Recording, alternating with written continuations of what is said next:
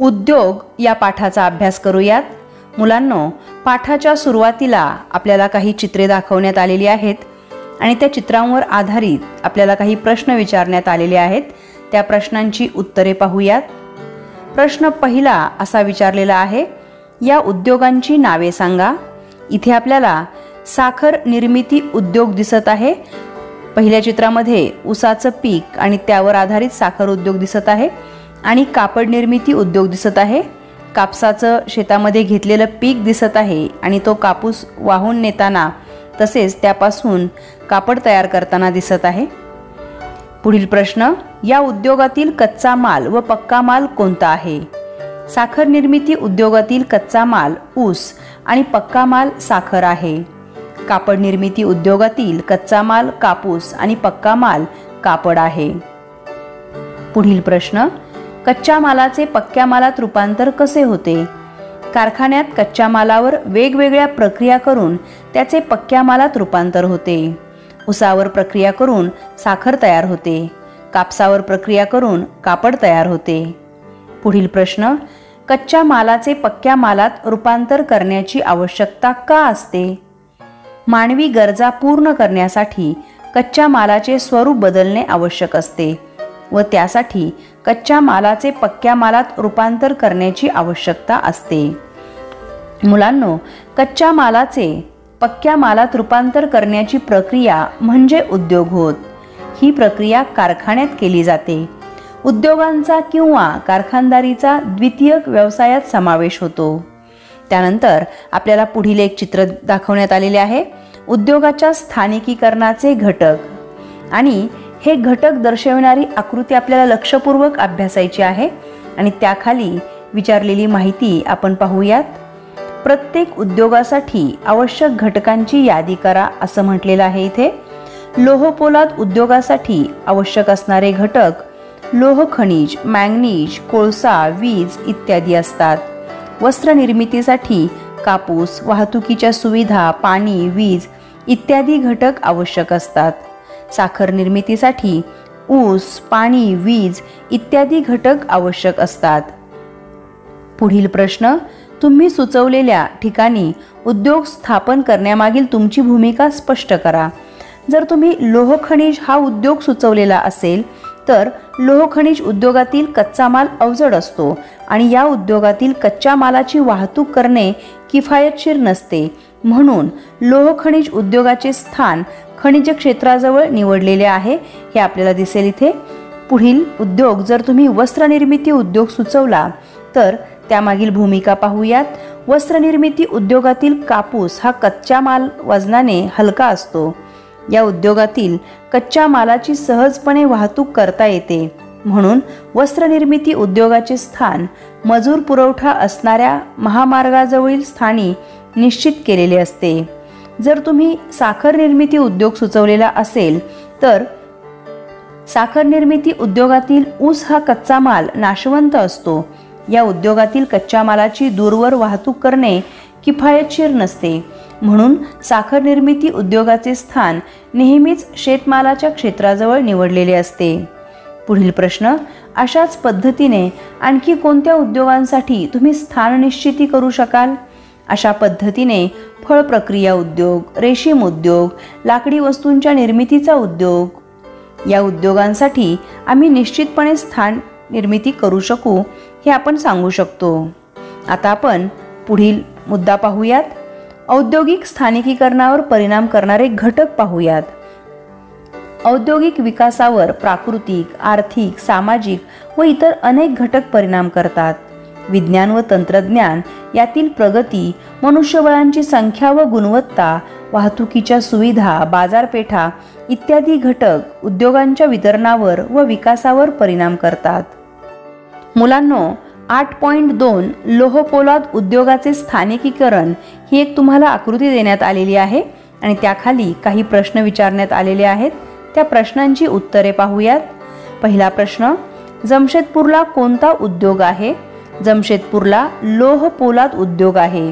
यासाठी इथे आपल्याला कोपऱ्यामध्ये सूची दाखवण्यात आलेली आहे आणि सूचीमध्ये लोह खनिजाला कोणते चिन्ह दाखवलेले आहे, मॅंगनीजला कोणते चिन्ह दाखवलेले आहे, चुनखडीला कोणते चिन्ह दिलेले आहे, कोळश्याला कोणते चिन्ह दिलेले आहे, लोह पोलाद उद्योगाला कोणते चिन्ह दिलेले आहे, हे पाहून आपण त्या आकृतीमध्ये ते शोधायचं आणि त्यानंतर प्रश्नांची उत्तरे सोडवायची आहेत.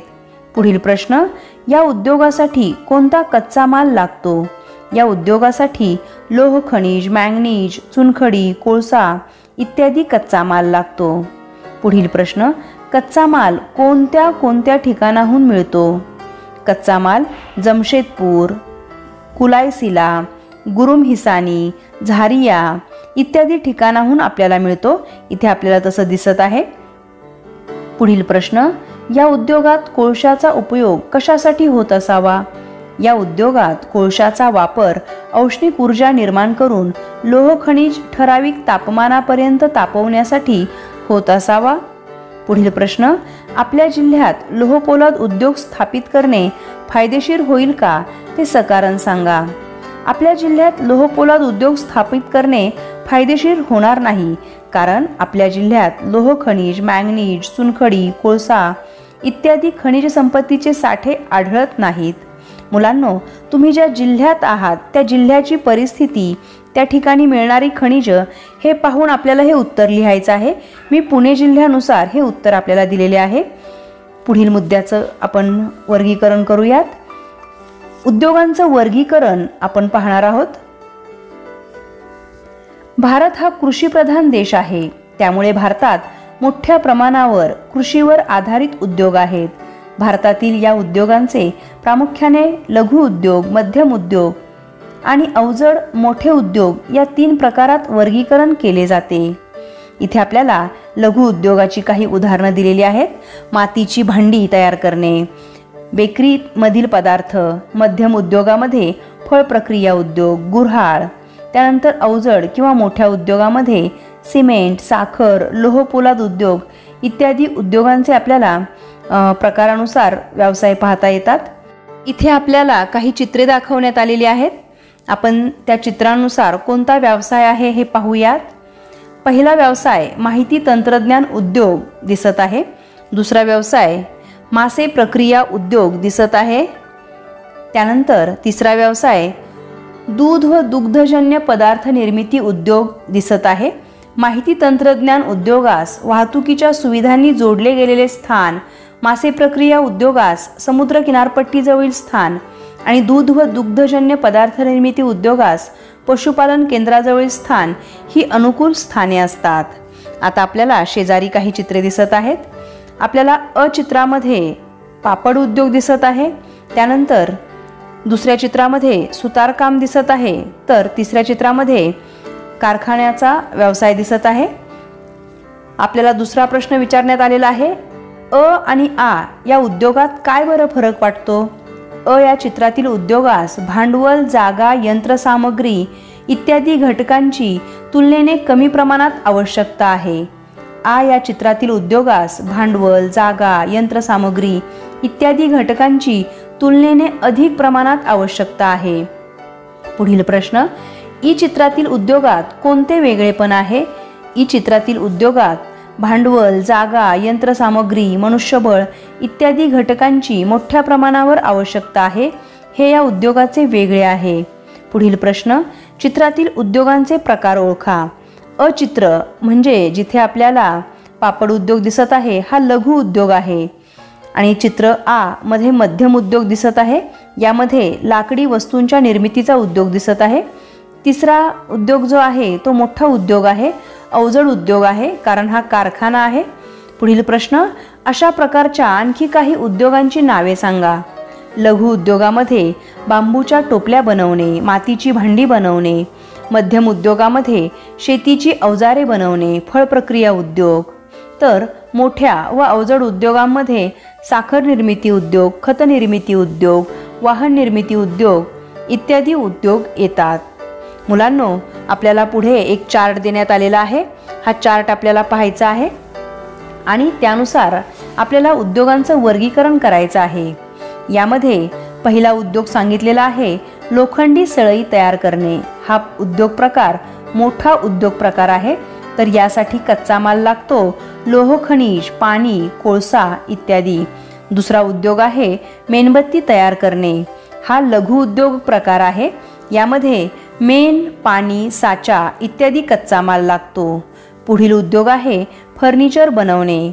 हा उद्योगाचा प्रकार मध्यम उद्योग आहे. यासाठी लाकूड, करवत, रंग इत्यादी साहित्य लागते. पुढील उद्योग आहे कागद तयार करणे. हा मध्यम उद्योग प्रकार आहे. यासाठी कच्चा माल, लाकूड, यंत्रसामग्री, रंग इत्यादी लागतो. पुढील उद्योग आहे औषधी तयार करणे. हा एक मोठा उद्योग आहे. यासाठी औषधी, रसायने, पाणी इत्यादी लागते. पुढील उद्योग आहे साखर निर्मिती. हा उद्योग प्रकार मोठा उद्योग प्रकार होतो. यासाठी कच्चा माल, ऊस आणि पाणी लागते. पुढील उद्योग गूळ निर्मिती. हा मध्यम उद्योग प्रकार आहे. यासाठी ऊस, पाणी, कच्चा माल म्हणून वापरला जातो. पुढील उद्योग आहे अगरबत्ती बनवणे. हा एक लघु उद्योग प्रकार आहे. यासाठी काड्या, सुगंधी द्रव्ये, कापूर इत्यादी कच्चा माल लागतो. पुढील उद्योग आहे सुती वस्त्र तयार करणे. हा एक मोठा उद्योग आहे. यासाठी कापूस, पाणी, रंग इत्यादी कच्चा माल लागतो. पुढील उद्योग प्रकार रेल्वे इंजिन तयार करणे. हा मोठा उद्योग आहे. यासाठी लोखंड, स्टील, काच इत्यादी कच्चा माल लागतो. पुढील उद्योग आहे पापड तयार करणे. हा एक लघु उद्योग आहे. यासाठी डाळीचे पीठ, पाणी, मीठ इत्यादी कच्चा माल लागतो. कृषी आधारित उद्योगाची माहिती घेऊयात. भारतात मोठ्या प्रमाणावर अन्नधान्य पिके, नगदी पिके, फळे, फुले, भाजीपाला इत्यादी विविध प्रकारची कृषी उत्पादने घेतली जातात. कारण भारत हा कृषीप्रधान देश आहे. त्यामुळे भारतात मोठ्या प्रमाणावर कृषी आधारित उद्योगांचा विकास झालेला आहे. उदाहरणार्थ ऊस या कृषी उत्पादनावर आधारित साखर उद्योग. भारतातील कृषीवर आधारित उद्योगात दुग्ध व्यवसाय, अन्न व्यवसाय, फळ प्रक्रिया, गुऱ्हाळ इत्यादी उद्योगांचा समावेश होतो. भारतातील कृषी आधारित उद्योगामुळे ग्रामीण भागातील अर्थव्यवस्थेच्या विकासास चालना मिळालेली आहे. आपण आता पुढील मुद्द्याचा अभ्यास करूयात. औद्योगिक विकास. देशातील लोकांच्या दरडोई उत्पन्नात आणि राहणीमानाच्या पातळीत वाढ होण्यासाठी देशात औद्योगिक विकास होणे अतिशय आवश्यक असते.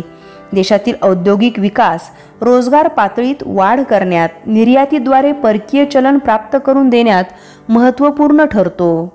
महाराष्ट्रात 1 ऑगस्ट 1962 रोजी औद्योगिक विकास महामंडळ म्हणजेच MIDCची स्थापना करण्यात आली. त्यामार्फत महाराष्ट्रातील प्रत्येक जिल्ह्यात औद्योगिक क्षेत्रांची निर्मिती करण्यात आली आहे व त्याद्वारे उद्योगांच्या विकासास व विकेंद्रीकरणास चालना देण्यात आलेली आहे. आपण माहिती तंत्रज्ञान उद्योगाची माहिती घेऊयात. माहिती तंत्रज्ञान उद्योगात माहिती शोधणे, माहिती मिळवणे, माहितीचे विश्लेषण करणे, माहिती संग्रहित करणे, मागणीनुसार माहिती पुरवणे इत्यादी बाबींचा समावेश होतो. परिणामी माहिती तंत्रज्ञान उद्योगाद्वारे जगातील कोणत्याही व्यक्तीला जगातील कोणत्याही गोष्टीची सहजपणे माहिती उपलब्ध होऊ शकते व मिळालेल्या माहितीच्या आधारे वैयक्तिक, शैक्षणिक, आर्थिक, सामाजिक, सांस्कृतिक प्रगती करता येणे शक्य होते. पुढील मुद्द्याचा अभ्यास करूयात. उद्योगांचे सामाजिक दायित्व. समाजातील मोठ्या प्रमाणावर नफा कमवणाऱ्या उद्योजकांनी अथवा उद्योग समूहाने आपल्या नफ्यातील काही टक्के रक्कम समाज हितोपयोगी कार्यासाठी खर्च करणे म्हणजे सामाजिक दायित्व होय. उद्योगांच्या सामाजिक दायित्वामुळे परिसरातील लोकांच्या कल्याणात भरही पडू शकते. एखाद्या उद्योजकाने अथवा उद्योग समूहाने आपल्या नफ्यातील कमीत कमी 2% रक्कम समाज उपयोगी कार्यासाठी खर्च करावी याबाबत शासन आग्रही आहे. यासाठी या उद्योजकांकडून काही मदतींची अपेक्षा सरकार करत असते. उदाहरणार्थ शैक्षणिक सुविधा पुरवणे, आरोग्यविषयक सुविधा पुरवणे, गाव अथवा विभागाचा विकास करणे, निराधार व्यक्तींसाठी चालवलेली केंद्रे, पर्यावरणीय विकास केंद्रे इत्यादींना मदत करणे यांसारख्या मदतीची अपेक्षा सरकार करत असते. उद्योगांचे सामाजिक दायित्व या अंतर्गत कार्यासाठी केलेल्या खर्चावर उद्योग समूहांना सरकारकडून कर सवलत मिळत असते. मुलांनो, आपण या पाठामध्ये मध्यम उद्योग, अवजड उद्योग, लघु उद्योग, मध्यम उद्योग, कृषीपूरक उद्योग, माहिती तंत्रज्ञान उद्योग या संदर्भात माहिती घेतलेली आहे.